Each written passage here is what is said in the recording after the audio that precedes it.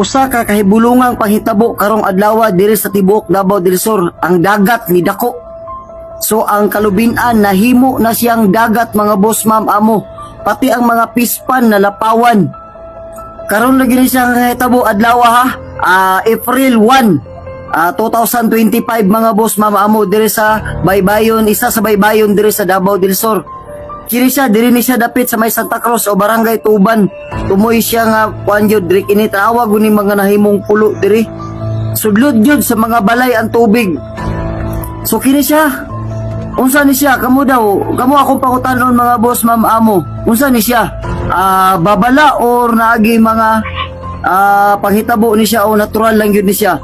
Kay kini siya nahitabo dugay na kaayong panahon. So karon natay mga nahinabi nga mga katigulangan diri, kini daw diring dapita sa unang panahon, tubig daw ni daw. So usa kay bot pasabot sa dagat ani nganong niabot na siya diri. So nalubong lagi siya no, nalubong lagi ang mga balay pati ang mga kahoy diri tanawa ninyo. Grabe na yun. Pati na yung layuan giabutan siguro ni dagan siguro hapit mag 1 kilometro gikan sa Baybayon gyud mga boss ma'am amo. So tanawa na siya muna siya ang tibuok barangay pero unsay nahitabo. Nawa nilapas na ang tubig nasulod na gid sa mga balay.